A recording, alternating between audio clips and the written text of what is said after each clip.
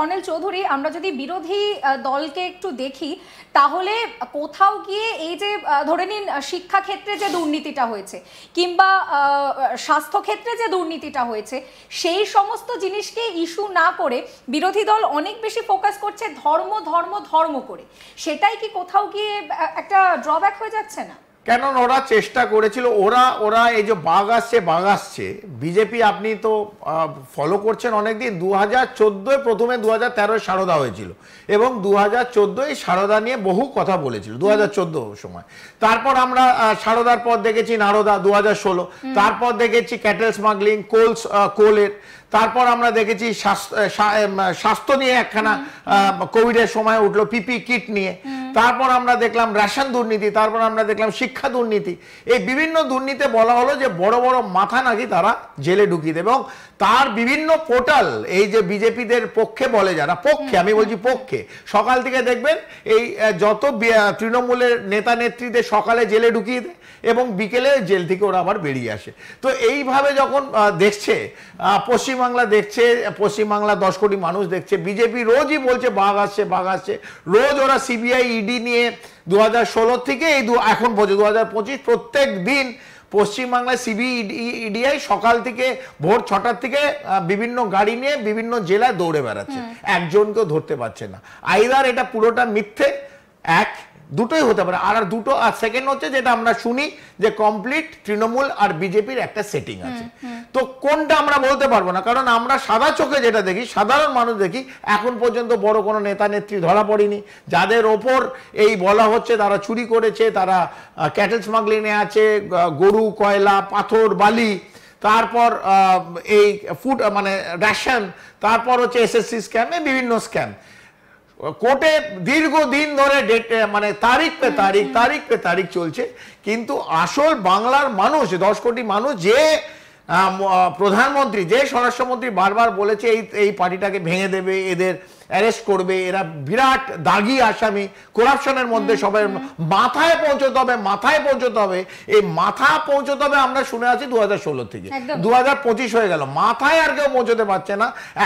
মাথায় ভাব আছে কিনা, মানে মাথায় মানে দিল্লি বা কলকাতায় একটা ভাব আছে কিনা, দিদি দাদার কোথাও সেটিং আছে কিনা, যেটা শোনা যায়, আমরা জানি না।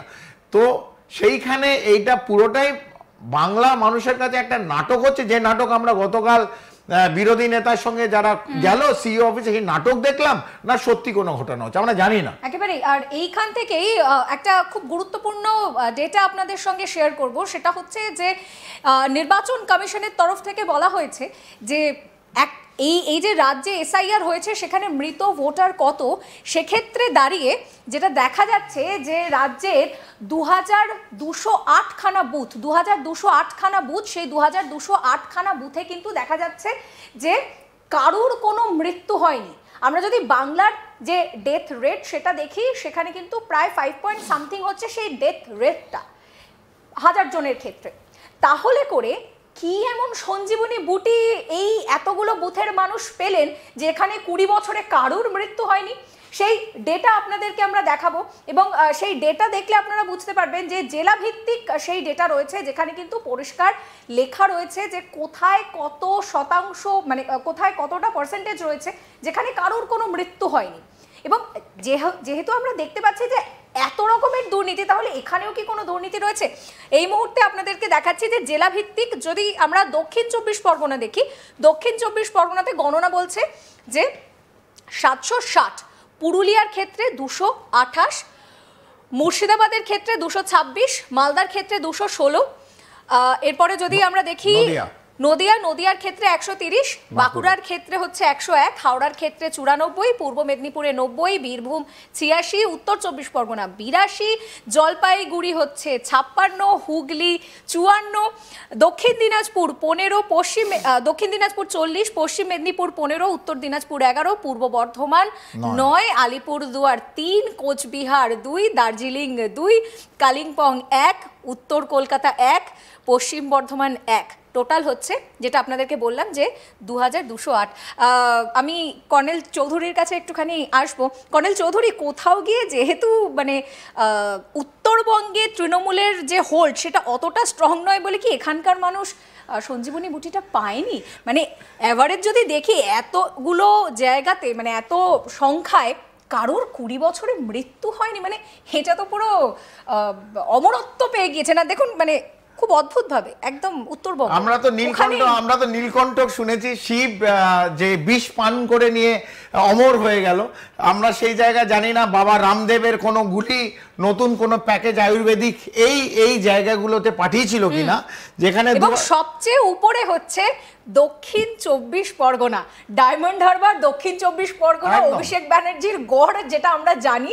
সেখানে আবার একটি শুভেন্দু অধিকারী একটি অডিও পোস্ট করেছে কর্নেল চৌধুরী, সেখানে শোনা যাচ্ছে যে বিএলওর সঙ্গে কথোপকথন, যে ডেথ সার্টিফিকেট নাকি নেওয়া যাবে না। মানে কোথাও গিয়ে 760, এটাই অদ্ভুত লাগছে এই যে ফিগারটা। আমরা 2208টা আমরা যে বুথ দেখছি, প্রায় আমরা যদি এটাকে বিশ্লেষণ করি অনাপ, প্রত্যেক বুথে 800 থেকে 1200 ভোটার থাকে। আমি রাউন্ড ফিগার দর্শকদের হাজারই ধরছি, হ্যাঁ 10,000 ধরা। এবং আপনি যেটা বললেন একদম কারেক্ট, 5.8 পার 1000 পিপল হচ্ছে পশ্চিমবাংলার ডেথ রেট, যেটা ভারতের হচ্ছে 6.4 6.5।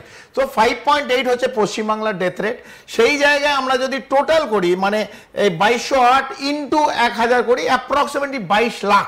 তো 22 লাখ লোকে, এই আপনি বললেন লাস্ট হয়েছিল 2002, তারপর 2025, এই সময় প্রায় 22 লাখ যারা আছে, যারা এই বুথে আছে, তাদের কারো মৃত্যুবরণ হয়নি এবং সবাই বেঁচে আছে। আমরা চাই সবাই বেঁচে থাকুক, সবাই সুস্থ থাকুক, ভালো থাকুক, আরো আনন্দে থাকুক। যদি এই ফিগারটা সত্য হয়, 2208টা বুথে কারোর মৃত্যু হয়নি, এরম তাহলে সমস্ত বুথে 82,000 বুথ আছে পশ্চিমবাংলা। তাহলে মানে এক্ষেত্রে দাঁড়িয়ে আমার আপনার কাছে যে প্রশ্ন, যে তাহলে এটা হচ্ছে দক্ষিণ 24 পরগনা 760, আর সেক্ষেত্রে দাঁড়িয়ে দার্জিলিং, কালিম্পং কমে যাচ্ছে, কারণ এগুলো এই একটা বুথে বলছে কারোর মৃত্যু হয়নি। যত উত্তরের দিকে যাচ্ছেন সেই রেটটা, মানে সেখানে আমরা দেখছি না সত্যি কয়েকটা জায়গা হয়েছে।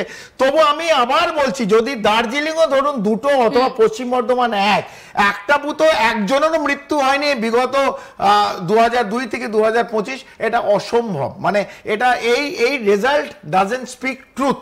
তো তবু এটা বলতে হবে, তৃণমূলের ওপর যে বদনাম আছে, যে অপবাদ আছে, যে সমস্ত জিনিসই তাদের কোথাও না কোথাও দুর্নীতির সঙ্গে যুক্ত, সেটা কয়লা হোক, বালি হোক, রেশন হোক। কর্নেল চৌধুরী, আপনাকে এই জায়গায় আমি একটা প্রশ্ন, চোখ চুরি, মর্গ থেকে চোখ চুরি হয়েছে, আপনার কাছে একটা প্রশ্ন রয়েছে। যখন এই আমরা স্বাস্থ্য নিয়ে কথা বলছি, সেবাশ্রয় নিয়ে আপনার কাছে একটা প্রশ্ন আমি রাখবো। তবে তার আগে আমার আরেক সহকর্মী সুজয় এই মুহূর্তে একদম নবান্নে রয়েছে।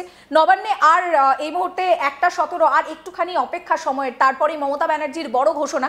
কি আপডেট রয়েছে, লেটেস্ট আপডেট কি সুজয়ের থেকে জানার চেষ্টা করব। সুজয়, এই মুহূর্তে তুমি নবান্নে রয়েছো, ঠিক লেটেস্ট আপডেটটা কি রয়েছে? দেখো, আর কিছুক্ষণের মধ্যেই মুখ্যমন্ত্রী মমতা বন্দ্যোপাধ্যায় তিনি নবান্ন সভাঘরে পৌঁছাবে। এই মুহূর্তে যে সব রকম প্রস্তুতি সারা হয়ে গিয়েছে, একে একে রাজ্যের হেভিওয়েট ক্যাবিনেট মিনিস্টাররা তারা আসছে।